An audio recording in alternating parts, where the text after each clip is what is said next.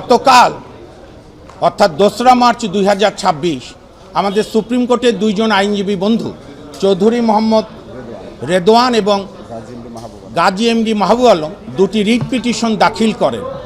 যে দুটি writ পিটিশনে challenge করেন ওনারা যে এই যে জুলাই জাতীয় সনদ উইদিন ব্র্যাকেট সংবিধান সংস্কার বাস্তবায়ন আদেশ এবং আরেকটি গণভোট অর্ডিন্যান্স, এই দুইটি কেন অবৈধ হবে না, কারণ সংবিধানের সঙ্গে সাংঘর্ষিক।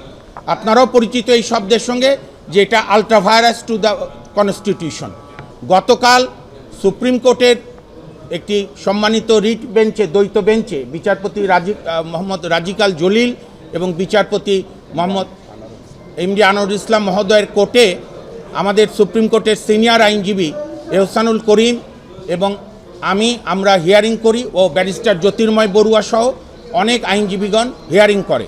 কোর্ট অত্যন্ত ধৈর্য সহকারে শোনেন এবং রাষ্ট্রের সর্বোচ্চ আইন কর্মকর্তা সম্মানিত attorney general, additional attorney general, তাদেরকেও হিয়ারিং শোনেন এবং আরও কয়েকজন আমাদের সুপ্রিম কোর্টের আইনজীবী বন্ধু যারা এই মামলায় এই প্রেয়ারের সঙ্গে একমত নন।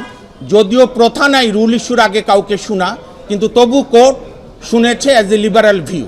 এবং আজকে আদেশের জন্য ছিল, আজকে আদেশ হয়েছে, মহামান্য হাইকোর্ট আদেশ দিয়েছে যে রাষ্ট্রপতি কর্তৃক প্রণীত 13/11/2025 জুলাই জাতীয় সনদ সংবিধান সংস্কার বাস্তবায়ন আদেশ কেন অবৈধ হবে না, সেই মর্মে 4 সপ্তাহের মধ্যে রুল দিতে বলেছে। এবং আরও একটি গণভোট আদেশ, সেই গণভোট অর্ডিন্যান্স যেটা, সেটাও কেন অবৈধ হবে না, সেই মর্মে রুল জারি করতে বলেছে। অর্থাৎ এর মধ্য দিয়ে জুলাই বাস্তবায়ন সংস্কার আদেশ এবং গণভোট সুপ্রিম কোর্টের বিচারাধীন বিষয় হয়ে গেল। আমরা আশা করি ঈদের পরে কোর্ট খুললে এইটা চূড়ান্ত শুনানি হবে। এবং আমাদের মূল গ্রাউন্ড ছিল যে রাষ্ট্রপতি যে অধিকার বলে অর্ডিন্যান্সটা করেছে গণভোটের, সেটা হচ্ছে আমাদের সংবিধানের 93 অনুচ্ছেদে।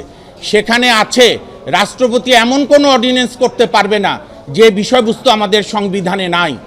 আমাদের বর্তমান সংবিধানে গণভোটের কোনো বিধান নাই। আর আরেকটা আমরা যে বেসিক রিজনটা বলেছি, কোর্ট প্রাইমা ফেসি কনসিডার করেছে যে 1972 সালের পর থেকে, সংবিধান গৃহীত হওয়ার পর থেকে প্রেসিডেন্ট অর্ডার বলে কোনো কিছু আমাদের রাষ্ট্রের সাংবিধানিক কাঠামোতে নেই। কাজে দুটি কেন ইলিগাল হবে না, এই মর্মে রুল দিয়েছে এবং এই দুইটি বিষয় এখন সর্বোচ্চ আদালতে বিচারাধীন।